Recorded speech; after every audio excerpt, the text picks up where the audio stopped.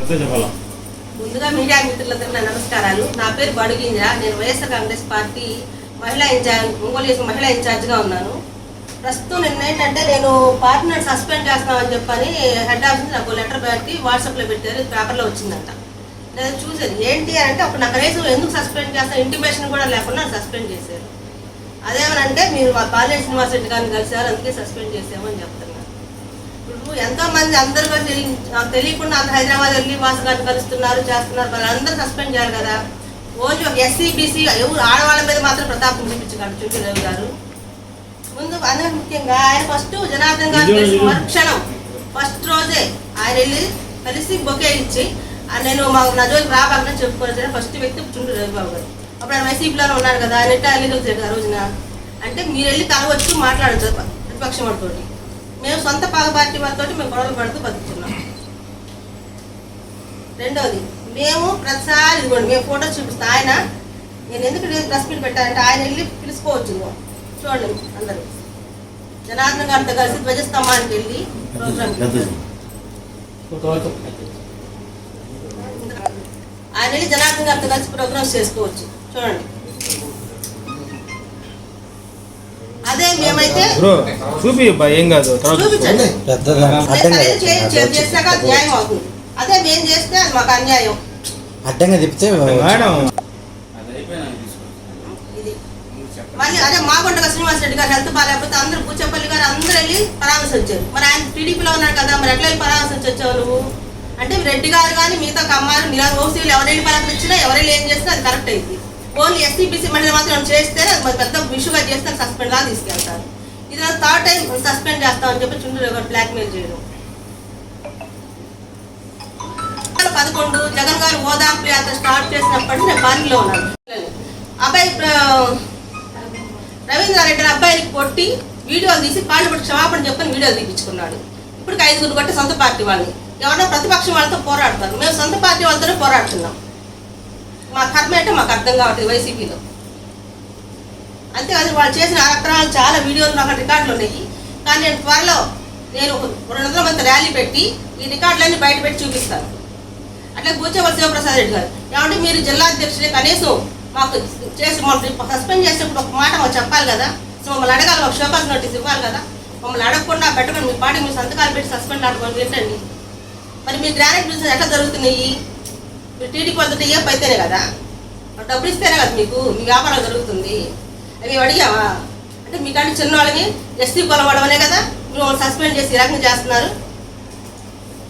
ఇది మేము కుల రాజకీయాలు చేయము, కుల రాజకీయాలు కదా మా పట్టేసుకోలేం కదా.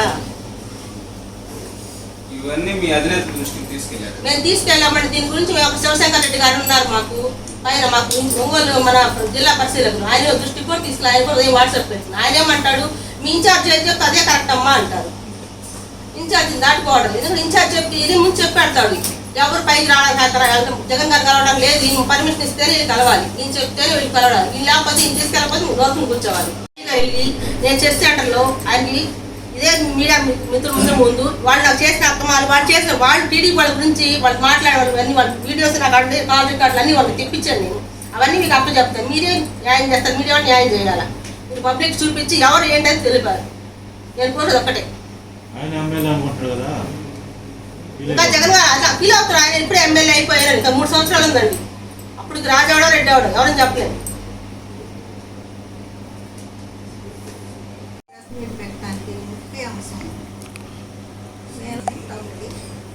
కానీ గతంలో శంకర్ గారు కొన్ని కారణాల వల్ల మీరు తీసేస్తానని చెప్పాడు. నేను ఒక వీడియో పెట్టాను, అందువల్ల నాది ఆగిపోయింది. మళ్ళీ ఇప్పుడు నిన్న ఒక పేపరు పెట్టారు, మేము వాట్సాప్లో చూసాం. ఎందుకు ఏంది అని అడిగితే పార్టీకి వ్యతిరేకంగా మీరు ఏం చేస్తున్నారు అని.